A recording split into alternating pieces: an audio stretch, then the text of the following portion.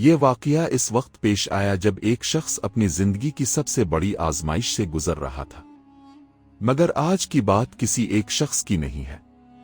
آج کی بات ہر اس ماں کی ہے جو رات کو اپنے بچے کو سوتا دیکھتی ہے اور دل میں ڈرتی ہے کہ یہ بچہ کس دنیا میں جوان ہوگا۔ آج کی بات ہر اس باپ کی ہے جو اپنے بیٹے کے ہاتھ میں فون دیکھتا ہے اور سوچتا ہے کہ اس اسکرین کے پیچھے کیا ہے جو میرے بچے کو اتنا کھینچ رہا ہے۔ آج کی بات ہر اس دادی کی ہے جو اپنے پوتوں کو نماز کی طرف بلاتی ہے اور وہ سنتے نہیں۔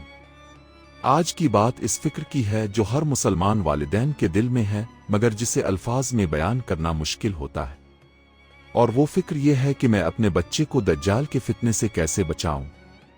نبی کریم پاک نے فرمایا کہ دجال کا سب سے بڑا ہتھیار دھوکہ ہے۔ وہ چیز کو وہ نہیں دکھائے گا جو وہ ہے۔ وہ خوبصورتی کے لباس میں زہر پیش کرے گا۔ وہ آزادی کے نام پر غلامی دے گا۔ وہ خوشی کا وعدہ کر کے تباہی لائے گا۔ اور کیا آج یہ نہیں ہو رہا؟ آج ہمارے بچوں کے سامنے ہر وہ چیز خوبصورت بنا کر پیش کی جا رہی ہے جو ان کے ایمان کو کمزور کرتی ہے۔ گانے، فلمیں، games, social media, cartoon, YouTube channel, ہر طرف سے ایک ہی پیغام آ رہا ہے کہ دین پرانی بات ہے، نماز وقت کا ضیاع ہے، حجاب پابندی ہے اور آزادی کا مطلب یہ ہے کہ جو جی چاہے کرو۔ یہ دجال کا فتنہ ابھی سے شروع ہو چکا ہے اور ہمارے بچے اس کے سب سے آسان ہدف ہیں۔ تو کیا کریں؟ آئیے نبی کریم پاک کی احادیث اور علماء کی رہنمائی کی روشنی میں اپنے بچوں کو بچانے کا طریقہ سیکھتے ہیں۔ پہلی بات، دجال کا خوف نہیں، دجال کا علم دیں۔ بہت سے والدین یہ غلطی کرتے ہیں کہ وہ بچوں سے دجال کا ذکر اس انداز میں کرتے ہیں کہ بچہ ڈر جائے۔ کہتے ہیں کہ دجال آئے گا اور سب کو لے جائے گا، برا کام کرو گے تو دجال اٹھا لے گا۔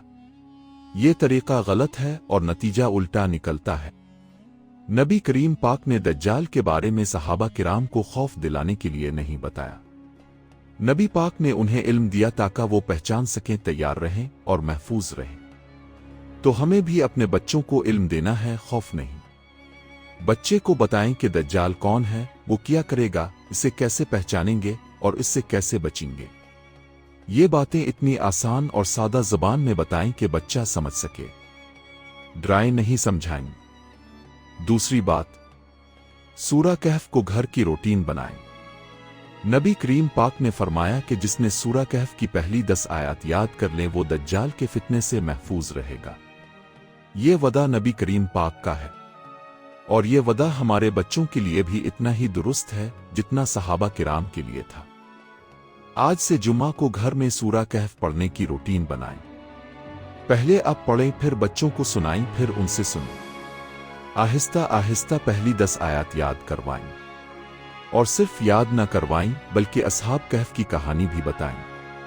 وہ نوجوان جو پورے معاشرے کے خلاف کھڑے ہو گئے اور انہوں نے اپنا ایمان بچایا۔ بچوں کو یہ کہانی اتنی پسند آئے گی کہ وہ خود مانگیں گے کہ دوبارہ سنائیں۔ تیسری بات، تشہد کی دعا۔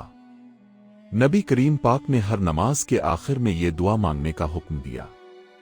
اے اللہ، میں دجال کے فتنے سے تیری پناہ مانگتا ہوں۔ یہ دعا ہر نماز میں دن میں 5 بار۔ اپنے بچوں کو یہ دعا سکھائیں، اس کے معنی سمجھائیں، اور جب وہ نماز پڑھیں تو یاد دلائیں کہ آخر میں یہ دعا ضرور مانگنی ہے۔ جب بچہ یہ دعا روز 5 بار مانگے گا تو اس کے دل میں دجال کی پہچان اور اس سے نفرت خود بخود پختہ ہوتی جائے گی۔ چوتھی بات، اسکرین کا کنٹرول، مکمل بندش نہیں۔ بہت سے والدین سوچتے ہیں کہ بچے کا فون چھین لو، ٹی وی بند کر دو، انٹرنیٹ ختم کر دو، سب ٹھیک ہو جائے گا۔ مگر یہ طریقہ کام نہیں کرتا، کیونکہ جب بچہ گھر سے باہر جائے گا تو وہاں سب کچھ موجود ہوگا، اور اگر اسے گھر میں سمجھایا نہیں تو وہ باہر سنبھل نہیں پائے گا۔ علماء نے فرمایا کہ بچے کو میڈیا سے دور نہیں بلکہ میڈیا کا صحیح استعمال سکھانا ہے۔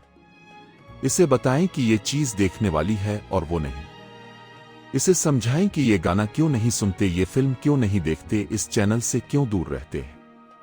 جب بچے کو وجہ معلوم ہو تو وہ خود فیصلہ کر سکتا ہے، اور وہ بچہ جو خود فیصلہ کرنا سیکھ جائے وہ دجال کے سامنے بھی فیصلہ کر سکے گا۔ پانچویں بات، نماز کو مجبوری نہیں، محبت بنائیں۔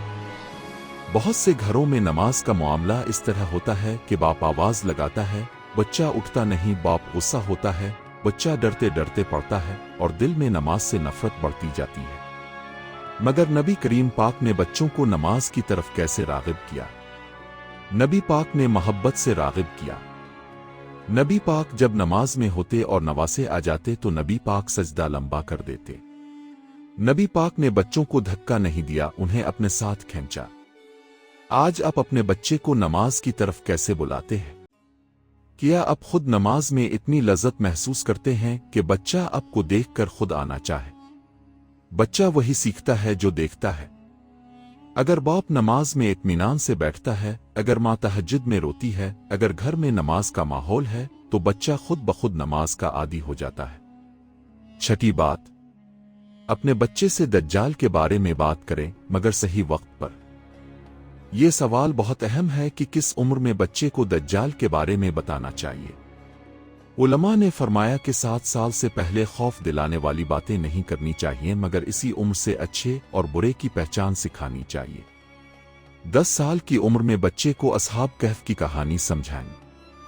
12-13 سال کی عمر میں دجال کی نشانیاں بتائیں۔